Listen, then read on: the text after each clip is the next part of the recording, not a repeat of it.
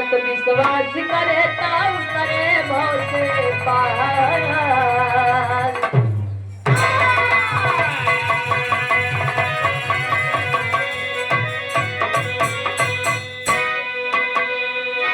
भगवान भगत के लाज बचावई, आपन गटाई खुदाई फसावई, भगत विश्वास करे तो उतरे भव से पार। बाबूजी, भक्त और भगवान का एक ऐसा रिश्ता होता है, किसी लेखक ने कहा भगत के बस में है भगवान। ये बाबूजी बात सत्य है। अगर एक भक्त चाहे तो भगवान को स्वयं धरती पर आना पड़ता है। लेकिन आइए, माता सीता का बाबूजी पताल लोक से हनुमान जी उठाई ली है, जबकि एक बार धरती में समा चुकी रही। अब इन भैया जी से सुनवाई भैया, तो ये एक भक्त और भगवान का बाबूजी रिश्ता है। हनुमान जी प्रभु श्री राम जी के भक्त, माई सीता का अपन महतारी का है। लेकिन आइए, बड़ी सुंदर गजल के लाइन में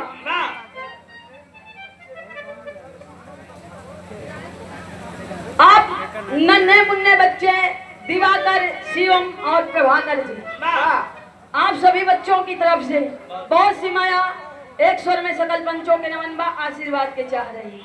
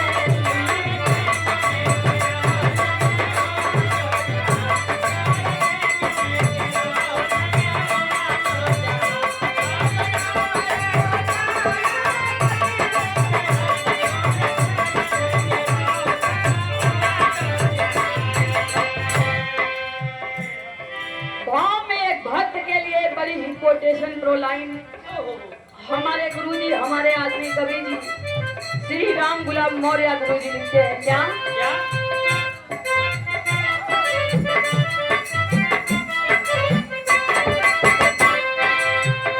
भक्ति में जिसने सच्चा भरोसा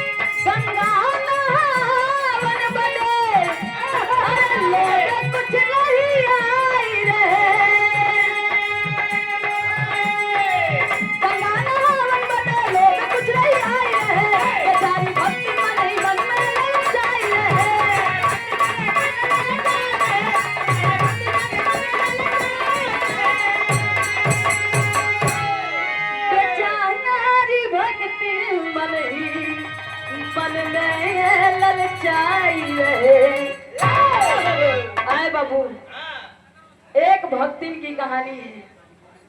वो माँ गंगा और भगवान विष्णु जी की बड़ी पुजारन थी, लेकिन ए बाबू सही दुल्हा का जोड़ा नहीं मिला। बाबू जी जौने दुल्हन का दुल्हा अच्छा ना मिले ओकर जिंदगी बेकार हो जाती। दुल्हन बेचारी का जोड़ा सही नहीं मिला। अच्छा जौन रहा तौन रहा भाई भो। एक परिवार में बाबूजी केवल 3 प्राणी, एक महतारी यानी कि सास, एक उनके पति देव, एक खुद वो दुल्हन। लेकिन तीनों जने का राय एकदम अलग अलग रहे, यानी कि बात का मिलाप न रहे बाबूजी, विचार अलग अलग।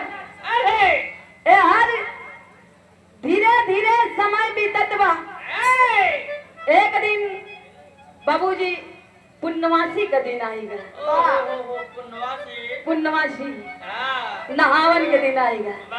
तमाम गांव टोला मोहल्ला का माई ककी बहिनी लोग बाबूजी नहाए खातिर गंगा जी जाए खातिर तैयारी करत हईन। कि कुछ जनी दुल्हनिया से कहीं दुल्हन तुम तैयारी बनौ, तू चल तू गंगा नहाए। अब दुल्हन बेचारी मने मन में बाबूजी बड़ा ललचात बा। जाए के अपने मातारी से अपने सासू मैया से बाबूजी दुल्हन अपने मन का बात कहत हुआ। अपने सासू मैया के मनावत बाए बाबू। कैसे मनावे भैया? एक लाइन गीत लग गई।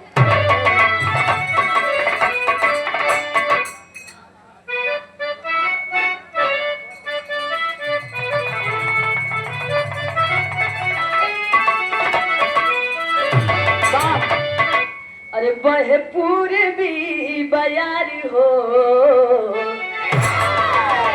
बहे पूर्वी बयार हो, उड़े लया चला, ओ उड़े लया चला।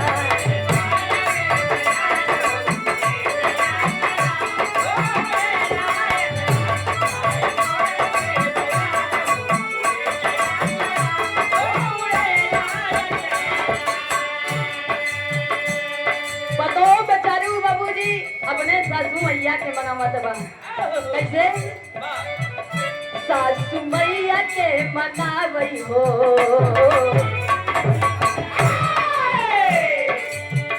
सासू मैया के मनावई हो, बहुरिया पागली ओ बहुरिया पागली।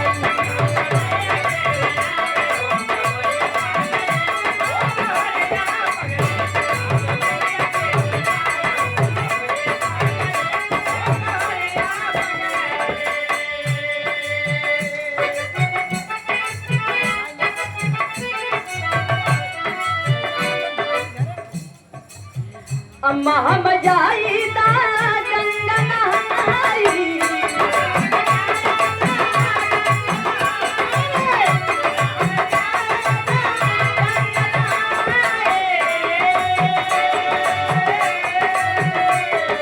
मोहल्ला से जाती आई काकी हो, काकी हो, काकी हो माई।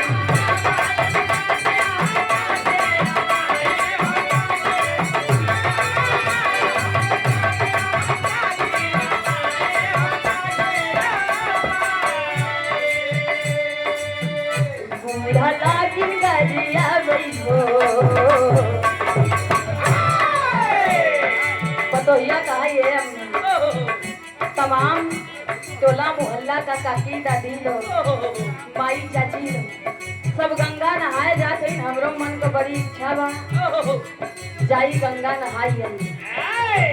यार सासू माई कुछ जवाब नहीं देते। अब लाई के तेल बाबूजी पतोहिया बैठी बा लगी बाले में मालिश करे, बढ़िया सिर में मालिश करत बा। यार कहूँ पैर दबावत बा, कहूँ कमर दबावत बा।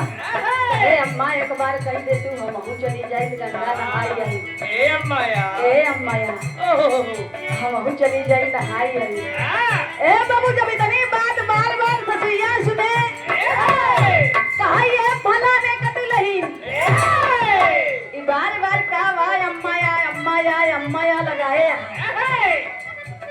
जोन समझ में नहीं आवत है मार गंगा जी नहवासिया जाई के वही नहाई लेबू नहाई पे कुंतार देबू दौड़ करेंगे है बाबू अब बूढ़ा माई शुरू हो गई बूढ़ा लागिन गालिया भई हो बहुरिया पागली हो बहुरिया पागली